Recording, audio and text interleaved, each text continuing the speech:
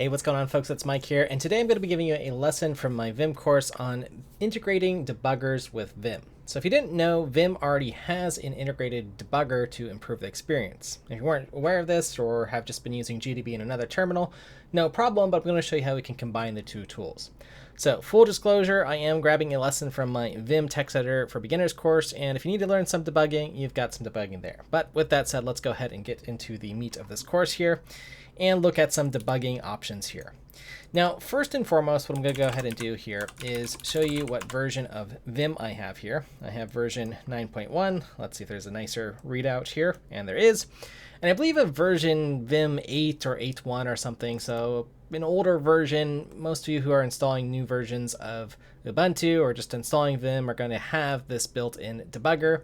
And Vim also has a built-in package manager to make things really, really easy to get set up here. So let's go ahead and start with the easiest way to get set up here. And basically what I'm going to do is open up our vimrc file. And again, if you don't have a vimrc file, you can just create it in your home directory with .vimrc or whatever directory you're opening Vim in. If you have this file, it can also load from there. So with that said here, what I'm going to be searching for is this particular command here, packadd here. Now, packadd is the built-in package manager, as I understand that comes with Vim 8 or so or later on. And there are a series of packages that it can add, so to speak here. So if you do packadd termdbg, that's basically all you need to do. And then you can reload and you'll have this termdbg package available here. So let's just go ahead and exit. You can go ahead and relaunch if you want here. You can do help, and that was termdbg. Let me put it in focus here, just so you can see how we're using things here. So I've got this string for the package that we've added in. I'll do help termdbg, and I should have some help information about the terminal debugger here. Now, a little caveat here with this terminal debugger here. My understanding is it basically works best with GDB, perhaps only with GDB. So I'm going to give you a solution if you want to use LLDB or some other debugger for your programming language here. But let's go ahead and try this here, because if you're following along on a platform that supports GDB, then you're in luck here, and this will be a good enough option for you. Now, what I'm going to go ahead and do here is open up some test file I have here, test.c. And again, our goal is to just stay in the Vim text editor because I've got the integrated debugger. I'll show you how to build this from the command line. So let's just go ahead and compile this. And if I want to send out a shell command, I can do that with the exclamation mark. Just a little reminder there, gcc, compile with debugging symbols, test.c. And let's just output this as prog here. And of course, if you have a makefile or these types of things here, again, you could just do the exclamation and then run the makefile or whatever build tool you're using. Again, that's another reason to sort of understand the different build systems to make this easy, but for this example, this will work here. So go ahead and compile it here. It looks like it worked. There were no errors or other output here. And now I'll go ahead and run well, let's find it here. What is it? Termdbg, is that what it was called? Or termdebug? I always forget what it is. There it is. I was able to escape and get this set up here. So termdebug, and then we can also send commands here. But that's basically it. Okay, and if you want the sort of wild case search here, you can check out my other Vim configuration videos on my default vimrc to get that option. But anyways, let's go ahead and hit enter here, and you'll see that we now have GDB started up here. Okay, so it's as simple as that here. Now we need to know a little bit about GDB and how to perhaps use it here. Let's see if I can get the current working path here in GDB. So if I do show current working directory, let's see here. It says inferior, yada, yada, yada. Okay, so I guess it's not going to show it here because it's part of this integration. But we can assume it's in the same directory as, well, basically where I launched it here. Or actually, more simply, let's just do cwd, or excuse me, pwd. There we go.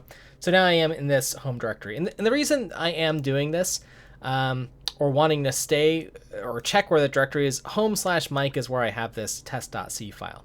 And that's also where we generated our executable prog here, the actual executable that we want to run here. So I'm going to load that up into GDB. That is something that I should do here. So now we're reading the symbols here, and then I can enter my GDB commands, things like start here. And voila, just like that, you'll have your GDB interface here in the terminal. And again, you can find my lessons on my course or freely available on YouTube if this is all new for you. But you'll see where we are. And then you'll also see highlighted in our Vim editor below here at line 5 exactly where we are. So I can do my GDB commands like next, next, and I can just hit enter to repeat the command. I can do 50 or next 50 times. Let's do that here. Looks like our loop's going to run until we get to line 9998. So let's just advance until we hit line 7 here.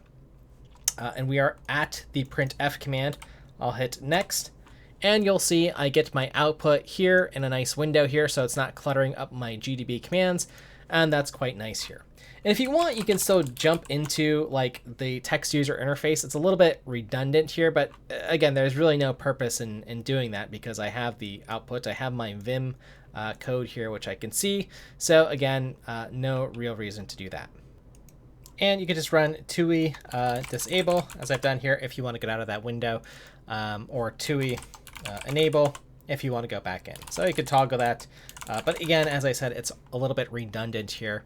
What I have here. Where it could be useful though, to have the layout and like the source view, and then you could do layout next.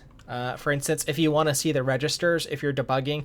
So again, that can be nice. That's still reason to again learn the text user interface. And again, as mentioned, check out my videos on that if that's of use. Okay. So anyways, let's go ahead and disable this, and let's just go ahead and continue our program until it's done. And then I'll just escape. And just like that, I'm back to do some editing. Okay, so that's the term debugger that is supported by default in GDB. Again, that's capital T term debug.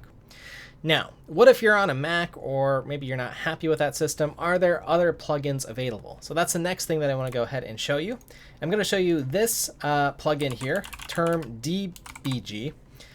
And basically what's neat about this is this will let us launch and debug a process within Vim, just the same thing that we did here, but it gives us a little bit of a different interface here. Okay, so basically Termdbg is a debugger plugin for, again, Vim 8.1. It also works on NeoVim. And we can use different types of debuggers here, which is kind of neat here. Again, the built-in debugger, you can change, I think, the default from GDB to something else here, but Termdbg lets you do that from the start, so that might be useful for you.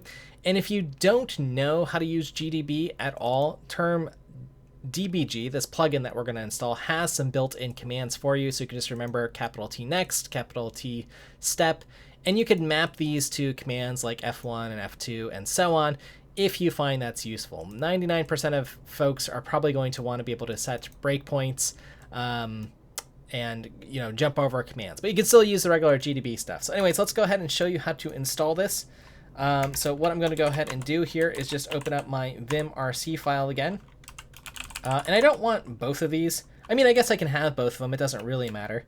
But let's just go ahead and make sure that I'm using Vundle for this, which again basically just takes the GitHub URL, and we'll install Termdbg here.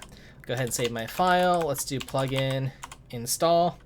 Let me go ahead and just quit that and rerun it again. Plugin install, and there we go. So it should have added the Termdbg with a little plus sign there. I can run plugin update to see if there's any updates here.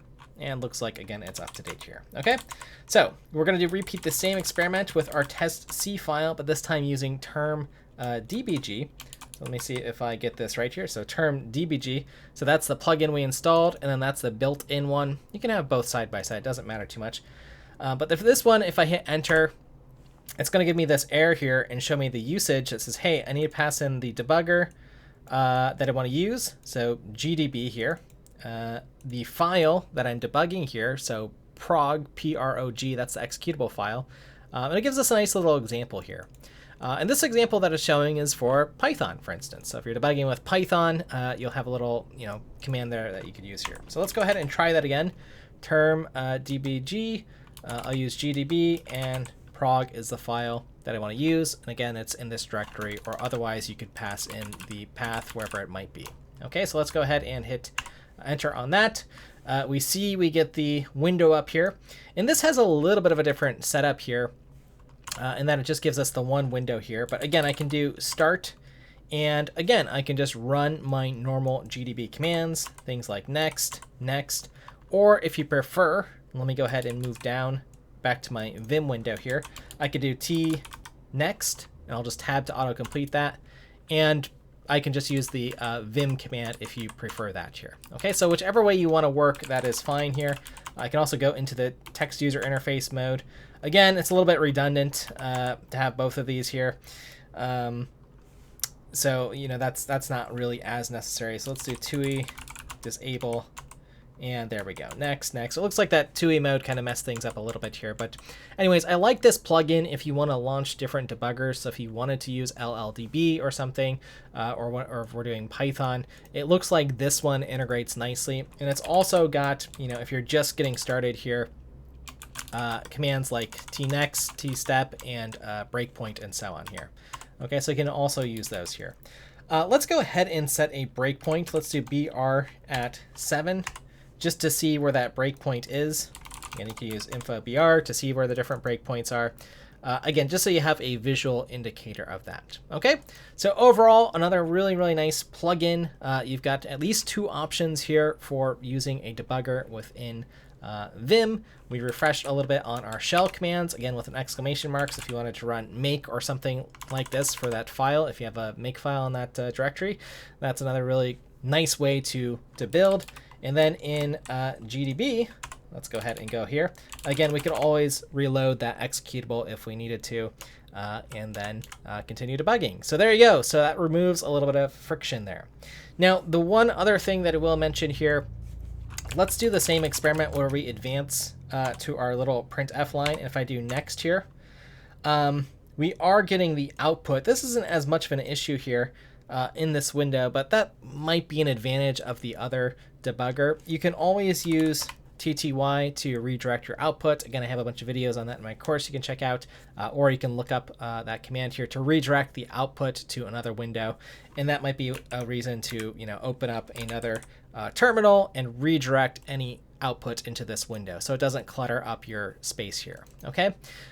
So with that said, again, that gives you a few different options. I hope you folks enjoyed this. Again, as always, feel free to, you know, give a thumbs up to the folks building these cool plugins. If you've got other plugins to share, go ahead in the comments, or you can join the community forum. That's another option here on course.mshot.io, and I'll look forward to hearing from you there. Let me know what you folks think, and again, thank you for your time and attention.